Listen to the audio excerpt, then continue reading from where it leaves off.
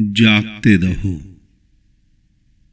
एक प्रश्न आया, किसी ने पूछा कि हमें क्या करना चाहिए और क्या नहीं करना चाहिए धर्म के क्षेत्र में।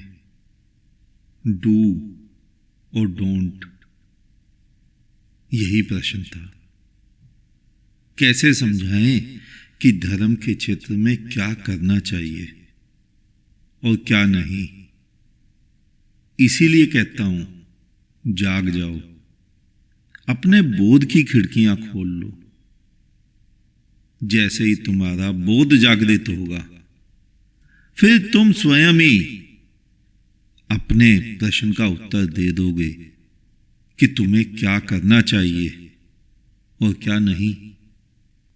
और ये करने और ना करने की जो सीख है, बस यही गलती तुम्हारे धर्म गुरु कर रहे हैं। वो सभी तुम्हें यही समझाने को धार्मिक होना कह देते हैं कि सुबह उठो, माला करो, सूर्य को जल चढ़ाओ, मंदिरों में दान दो, मंदिर जाओ, मस्जिद जाओ। दान दो ताकि जो निठल्ले, कामचोर, भिखमंगे तुम्हारे उन धर्म स्थलों पर आश्रित हैं, उनका पेट भर सके तथा उनके पति पत्नी खा पी सके। वो कहते हैं बस इतना ही धर्म है। और तुम्हें समझाते हैं कि 4 नियमों का पालन करो, 16 माला करो या 20 माला करो, अपने अपने मतानुसार, जैसा जिसका मत है। कोई 1 माला को बोल देता है, कोई 4, कोई 16। और कहते हैं लाल कपड़ों वालों के आगे माथा टेको। उन लोगों के आगे जिनको शायद धर्म आता ही ना हो, जो केवल उदर पूर्ति हेतु, अपने पेट भरने हेतु लाल कपड़ा पहनकर बैठ गए हैं। धर्म की नॉलेज उसे हो या ना हो कोई फर्क नहीं पड़ता। जीवन यापन का तरीका उन्हें आ गया है, उनके आगे माथा टेको। तो ये जो करने की और जो ना करने की शिक्षाएं वो तुम्हें दे रहे हैं, इससे धर्म का कोई भी लेना देना नहीं है। और मैं तुम्हें ऐसे किसी बंधन में नहीं बांधता, क्योंकि जो धर्म को पाना चाहता है, जो परमात्मा को पाना चाहता है, उसके लिए बंधन है भी नहीं, उसके लिए मार्ग है भी नहीं, उसके लिए मंदिर मस्जिद है भी नहीं। क्योंकि जो ईश्वर को पाना चाहता है, उसके लिए किसी भी संप्रदाय से क्या लेना देना। उसके लिए तो केवल एक परमेश्वर, परमात्मा, खुदा, अल्लाह, केवल एक ही है। और सारी कायनात में वही रसा बसा है और उसके अलावा कुछ भी नहीं है। वहां कुछ भी से तात्पर्य कुछ भी नहीं से है। मैं भी नहीं, तुम भी नहीं, कुत्ता भी नहीं, गाय भी नहीं। सभी जगह एक वही परमात्मा है और उसके अलावा कुछ भी नहीं। कोई उसका भिन्न भिन्न धर्म स्थल नहीं। भिन्न भिन्न क्या नहीं, कोई धर्म स्थल भी नहीं। क्योंकि धर्म स्थल का मतलब है कि धर्म स्थल के बाहर की जगह वो नहीं है। लेकिन जो परमात्मा को पाना चाहता है, उसे तो हर कण कण में वही दिखता है। तो जब और कुछ है ही नहीं, तो हिंदू पंथ कहां से आया, मुसलमान पंथ कहां से आया, सिख, ईसाई, बौद्ध, जैन, ये पंथ कहां से आया। उसके लिए तो उसके अलावा कुछ भी नहीं है। तो क्या करना चाहिए और क्या नहीं करना चाहिए, ये तो तुम्हें हिंदू के महात्मा ही समझाते हैं। मुसलमान धर्म में मौलवी भी तुम्हें यही समझाते हैं और तुम सभी समझ भी जाते हो। बस उतनी देर ही समझते हो जितनी देर तुम उनके सामने हाँ में सिर हिलाते हो, और बाद में तो तुम वही करते हो जो तुम्हारी इच्छा होती है। तो क्या समझाएं तुम्हें कि क्या करना चाहिए और क्या नहीं। अगर तुम जागृत हो गए, अगर तुम्हारी बोध की खिड़कियां खुल गई, तो ये प्रश्न ही गिर जाएगा। तुम स्वयं ही अपने बोध द्वारा सही गलत का निर्णय ले सकते हो, वरना सीखे सिखाए का क्या लाभ। जरा कहीं अफवाह फैल जाए कि किसी मंदिर की मूर्ति का निरादर हो गया या मूर्ति तोड़ दी गई, कहीं अफवाह फैल जाए कि कहीं सड़क पर नमाज पढ़ने से रोक लगा दी गई या मस्जिद तोड़ने की कोशिश की गई, तो देखना तुम्हारा समझाया हुआ सभी का, जो तुम्हें समझाया गया है डू और डोंट, सभी तिरोहित हो जाता है। और वहां तुम्हारा असली स्वरूप, जो तुम्हारा स्वयं का स्वरूप है, वही बाहर आ जाता है। सभी का, किसी एक धर्म का नहीं, स्वयं को हिंदू मानने वालों का भी, स्वयं का मुस्लिम मानने वालों का भी, सिख, ईसाई, बौद्ध, जैन, किसी को भी मानने वालों का। वहां फिर ना तो राम बचता है और ना अल्लाह, ना गॉड, ना परमेश्वर, ना गुरु, वहां कोई नहीं बचता। और वहां बचते हो तुम, और तुम जो ना करो सो ही थोड़ा है। ऐसे समझने और समझाने से कभी भी कोई व्यक्ति धार्मिक नहीं बनता है। क्या तुम धार्मिक बने? नहीं, तुम भी तो आज तक वैसे के वैसे ही हो।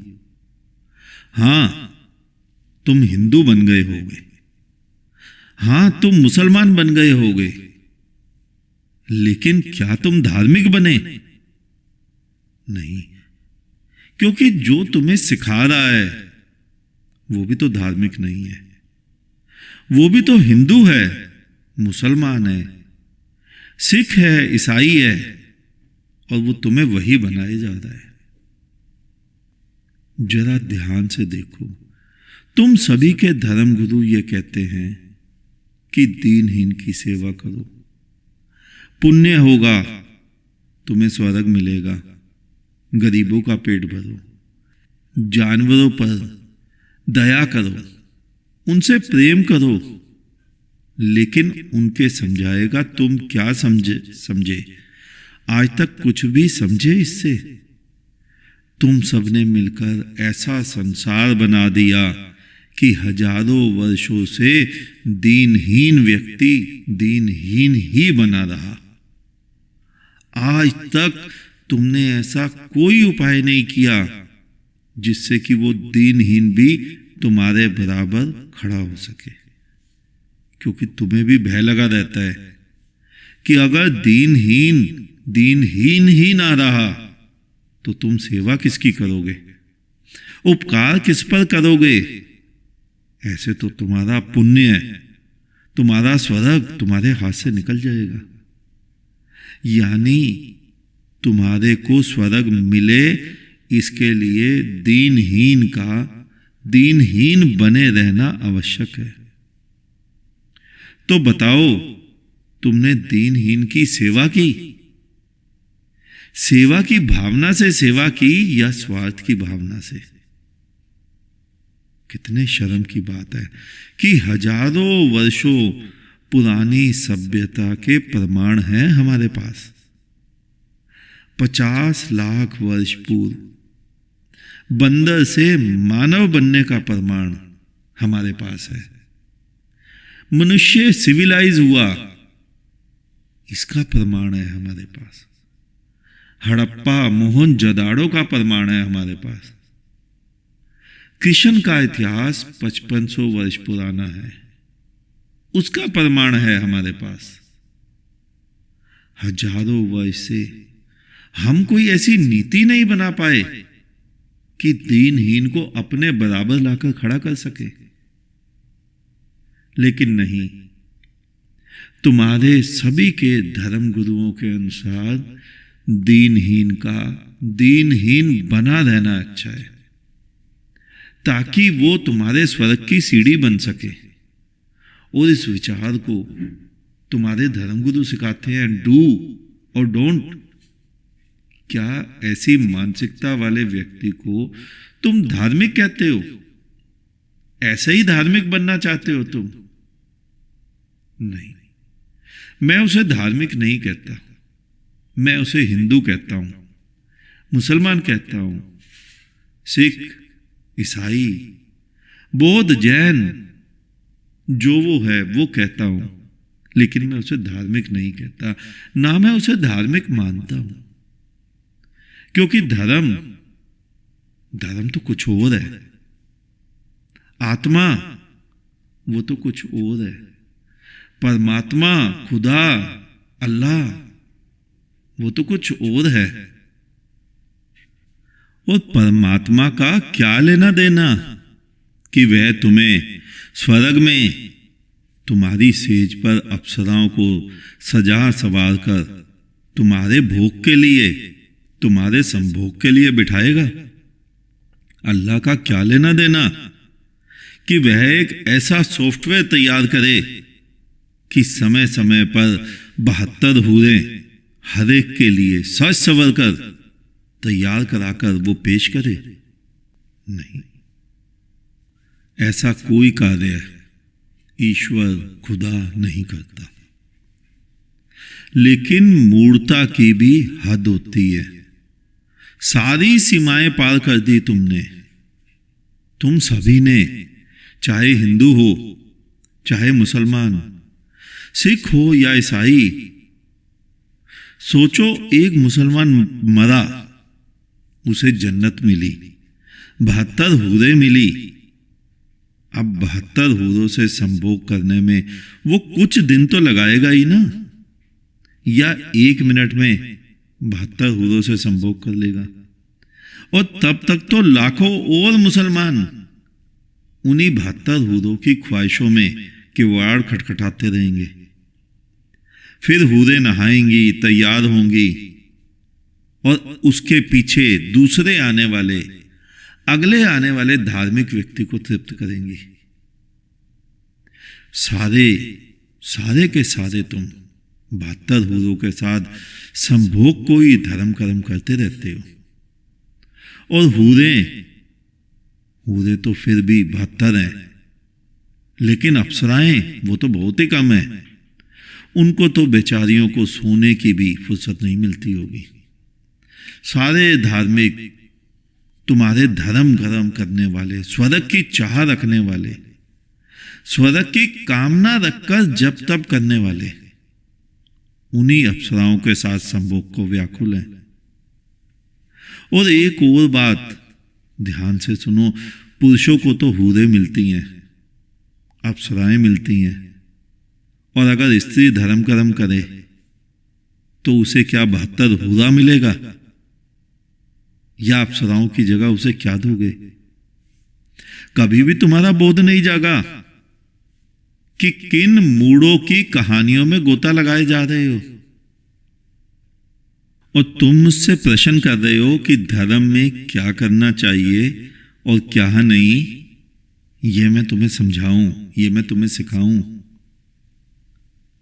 ये विधि विधान, ये नियम, ये पशुओं के लिए हो सकते हैं, मशीनों के लिए हो सकते हैं।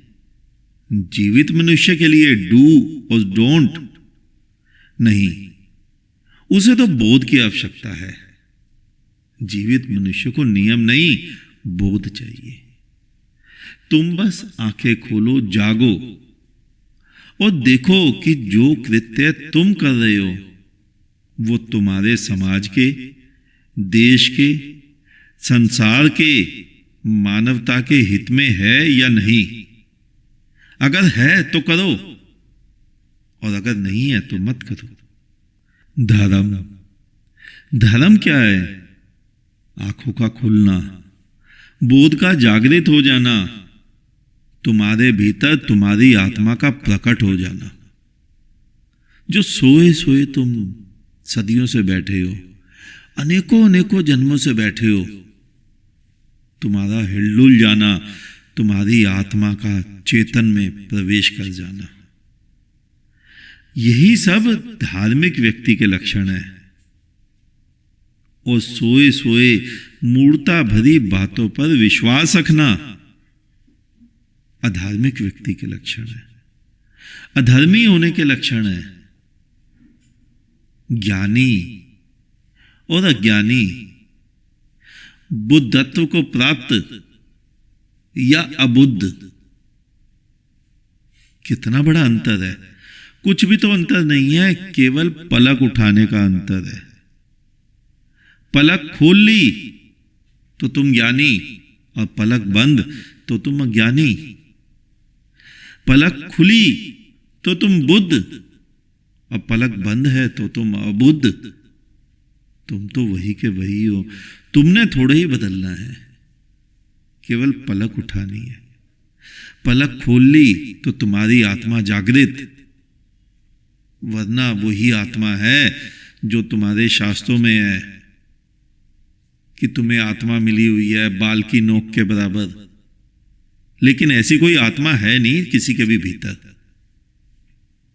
तुम ही किताबों के ऊपर विश्वास करते हो, किताबें बनाने वालों ने तुम्हें वैसी ही किताबें दे दी। तुम जो चीज बाजार से खरीदने जाओगे, दुकानदार से मांगोगे, वही तो तुम्हें देगा। तुम आम मांगोगे तो आम देगा, तुम आलू मांगोगे तो आलू देगा। तुम जैसा चाहते थे वैसा तुम्हें तुम्हारी किताबों से मिल गया। तुम नहीं समझ पाए, परमात्मा वो है नहीं मंदिर मूर्ति वाला, गिरजे गुरुद्वारे वाला, मस्जिद वाला। वो तो घट घट वासी है। तुम भी वो नहीं हो जो तुम स्वयं को समझ रहे हो बंधन में बंधा हुआ। तुम घट नहीं हो, तुम ब्रह्म हो। लेकिन तुमने तो किताबें पढ़ी हुई हैं और तुम मुझसे पूछते हो क्या करें और क्या ना करें, कैसे समझाएं, क्या करो और क्या ना करो। तुम बस आंखें खोलो, जाग जाओ, अपने सब कृत्यों को देखो, स्वयं को देखो, तुम क्या कर रहे हो धर्म के लिए।